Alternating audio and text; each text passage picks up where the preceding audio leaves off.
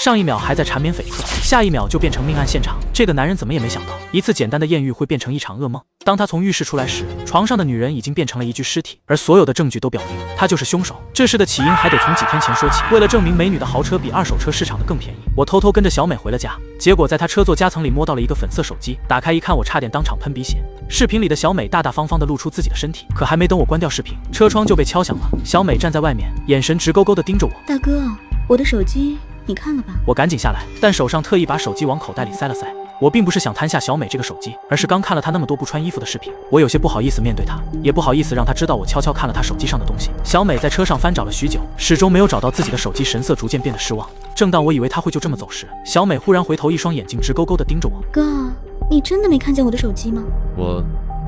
我没有。小美长得实在是漂亮，被她那样的眼神盯着，我只感觉浑身上下越发燥热，说话也就结巴了几分。只是我一结巴，小美眼里的怀疑明显更浓。僵持了片刻，小美忽然上前一步，我本来就心虚，更是被她吓得直直往后退，一个没站稳，居然摔在了地上。小美却仍旧跟着我上前，猛地扑到了我身上。大哥，我的那些视频你看到了吧？小美陡然低头，在我耳边轻轻地呼出了一口带着甜香的热气。你还我手机，今晚我好好陪陪你，怎么样？我发誓我只是想还手机，可小美发来的那张照片让我彻底破防。她衣衫半截躺在床上，眼神勾魂摄魄。我冲进酒店后，她立马用手指轻轻勾着我的皮带，而下一秒，她的手已经探进了我的衬衫。我僵在原地，看着小美妩媚的笑容，心跳快得像是要蹦出来。她凑到我耳边轻声问：大哥，视频好看吗？我顿时慌了神，结结巴巴地说不是故意的，她却用手指按住我的嘴唇，温热的呼吸喷在我脸上。别紧张，我还可以更美。我不知道小美口中的更美是什么意思，但是从她解开我衬衫上纽扣的那一刻，我仿佛有了一些预感。我被动地被小美拉着，缓缓地朝着大床走去，紧接着两个人一同坠入柔软的大床里。不得不说，小美在勾引人方面真的很有自己的一番功夫。虽然我已经不是不谙世事的小男生，但是面对炉火纯青的小美，还是有些招架不住。不一会儿，我便感觉浑身火热，看着小美的眼神里都恨不得把她吃干抹净。我最终还是没忍住，化被动为主动，按着小美的脖子，把她整个人都压在身上。我们两个人火热的呼吸彼此交缠着，空气中甚至飘荡着令人害羞的亲吻声。暧昧的氛围里，干柴烈火的孤男寡女，接下来会发生什么？所有人的心里心知肚明。然而就在这时候，小美突然停了下来，她红着脸娇嗔道：大哥，你先去洗澡吗？我这才意识到自己太猴急了，赶紧冲进浴室，冷水浇在身上，却浇不灭我体内的欲火。等我迫不及待地冲出浴室，房间里只剩一盏昏暗的台灯。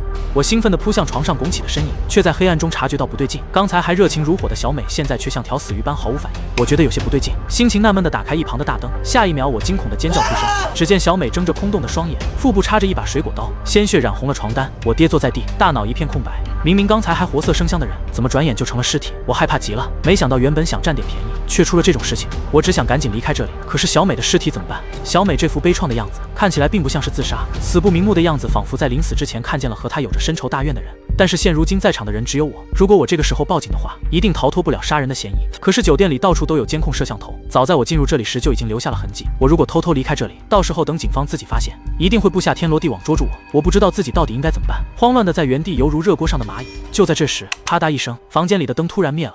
当房间陷入黑暗，尸体神秘消失，而手机却收到死者发来的复仇视频。这个男人原本以为只是一场艳遇，却卷入了一场诡异的复仇计划。我跌跌撞撞的在伸手不见五指的黑暗中摸索，刺耳的火灾警报声让我的心跳得更快了。当我好不容易摸到门口时，却发现门被人从外面锁死了，无论我怎么用力都纹丝不动。就在我绝望的瘫坐在地上时，灯光突然重新亮起。更诡异的是，床上小美的尸体竟然消失得无影无踪。我呆立在原地，大脑一片混乱。刚才那血淋淋的场景明明那么真实，小美死不瞑目的样子还历历在目，怎么转眼间就什么都没了？我颤抖着走进浴室，却在镜子里看见自己浴袍上触目惊心的血迹。这一切都在提醒我，刚才发生的那些事情并不是假的。这时手机突然响起，竟然是小美发来的视频和威胁：帮我抓住这个人报仇，否则我会拉着你一起的。作为一个普通的二手车商，我完全懵了。虽然我是个坚定的无神论者，但眼前的一切又无法用常理解释。为了抓出背后的那个人，我只能够装作妥协的样子，一边听从对方的吩咐帮他落实视频里这个男人的身份，一边试图寻找机会查清楚小美究竟有没有死。为了帮助小美调查清楚视频里的那个男人究竟是什么底细，我甚至都把自己的工作撂到了一边。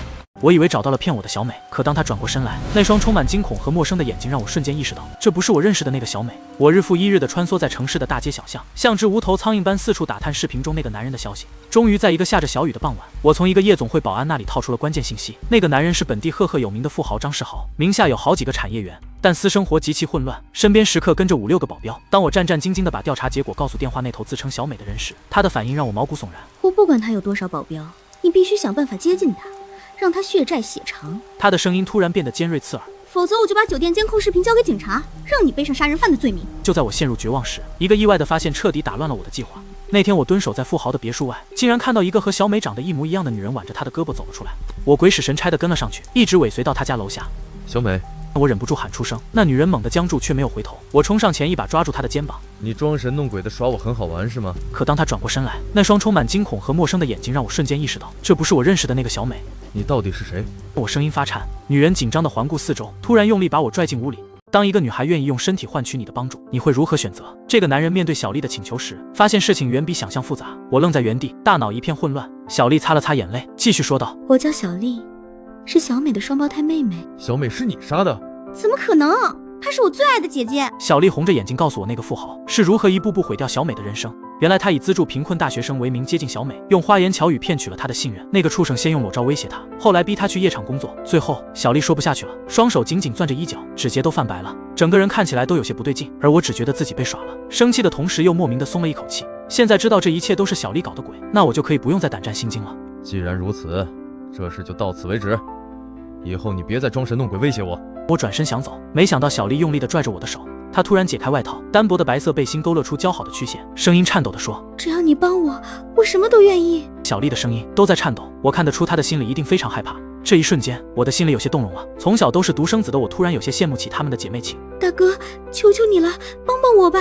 我没忍住，口快地答应了。好，我答应你。我答应了小丽的请求，却没有顺着她的话，真的要了她。毕竟小美会出事，我自己也有一部分原因。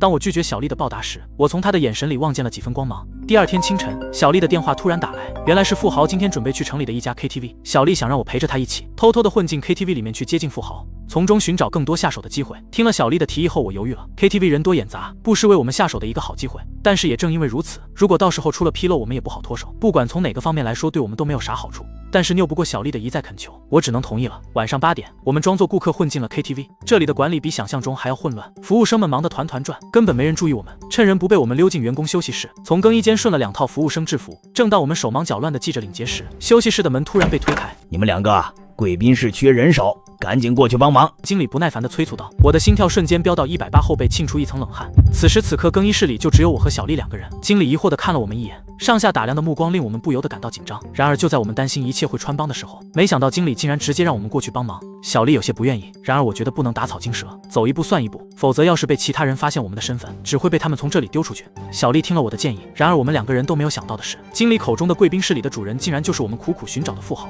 那个肥头大耳的富豪正瘫在真皮沙发上，像头待宰的猪一样被一群浓妆艳抹的女人围着。他油腻的脸上堆满淫笑，肥厚的手掌在一个女孩大腿上来回摩挲。小丽死死盯着他，眼中的恨意几乎要化为实质。就在这时，经理看着我们2个人还傻傻的站在门口，忍不住催促道：“还不赶紧过来，在那里傻站着做什么？”经理的声音引起了富豪的注意力，他将目光移了过来。当发现小丽的那一刻，我从他的眼神里发现了几分震惊。果不其然，小丽和小美8分相似的脸庞也让富豪震惊到了。这一刻看着富豪诡异的样子，我的心里更加坚信他和小美的死肯定脱不了干系。下一秒，富豪伸手指着小丽：“你过来。”小丽心虚的看了我一眼，我安抚的给了她一个眼神。小丽顺从的走到了富豪身边，紧接着便被富豪拉到了大腿上。包厢里顿时陷入一种诡异的寂静。那些被赶走的女人临走时，恶狠狠地剜了小丽一眼，有个穿红裙子的甚至故意撞了她一下，嘴里低声咒骂着狐狸精。经理犹豫地收下那摞钞票，临走前意味深长地看了我们一眼：“好好伺候王总，别出什么岔子。”当厚重的隔音门咔嗒一声关上后，空气仿佛瞬间凝固。富豪那双肥腻的手像铁钳般死死箍住小丽的腰。我注意到小丽的手指在沙发扶手上掐出了几道白痕。你知道吗？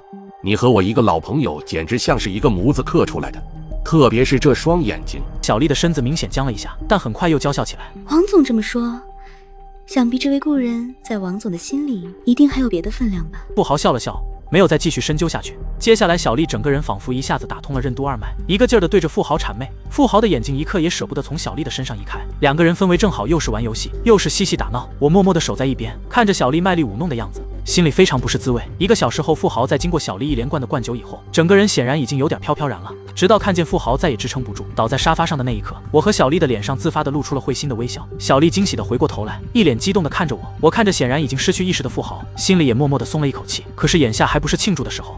富豪假装醉酒，反将想要复仇的小丽玩弄于股掌之间。原来这一切都是他设下的圈套。2人拼命逃跑，身后黑压压的保镖紧追不舍。而更绝望的是，帽子竟然不相信他们的指控。就在不久前，我拉着小丽躲在角落，压低声音说：“趁他喝醉，赶紧套话。等他醒了，咱俩就完了。小丽会意的点点头，扭着腰肢凑到富豪身边，一边灌酒一边套话。我举着相机躲在暗处，手心全是汗，想着只要能录下他亲口认罪的证据，就能把他送进大牢。可这老狐狸醉得东倒西歪，话却滴水不漏。小丽哄了半天，他只承认那天晚上派人动了手，死活不肯说自己是主谋。更气人的是，每次眼看就要问出关键，他就突然闭紧嘴巴装睡。折腾了半个多小时，我俩急得直跺脚。小丽突然失控，冲着烂醉如泥的富豪尖叫：“就是你害死我姐的！”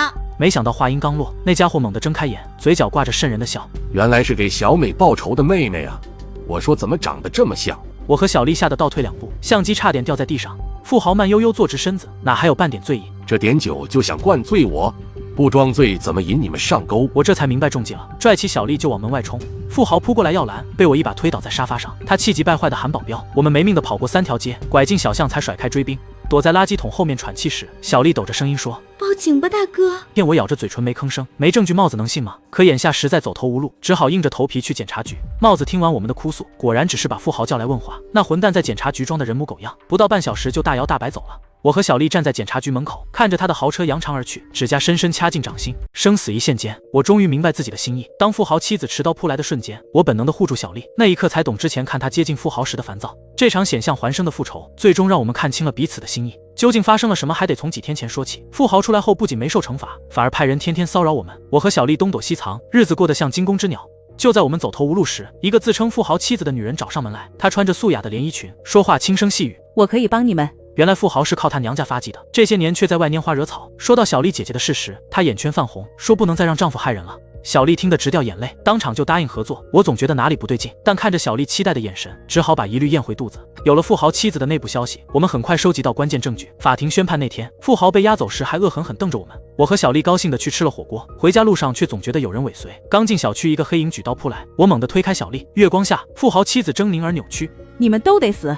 所有勾引他的贱人都该死！”他疯狂挥舞着水果刀，突然从绿化带冲出来按住他时，我才发现自己的后背全湿透了。其实我早就起疑了，那些证据来得太容易，所以我暗中联系了刑警队长。后来才知道富豪妻子才是真正的疯子，她利用我们除掉丈夫，还想灭口。结案那天，小丽在夕阳下突然抱住我，我才明白当初看她接近富豪时，心里那股酸涩是怎么回事。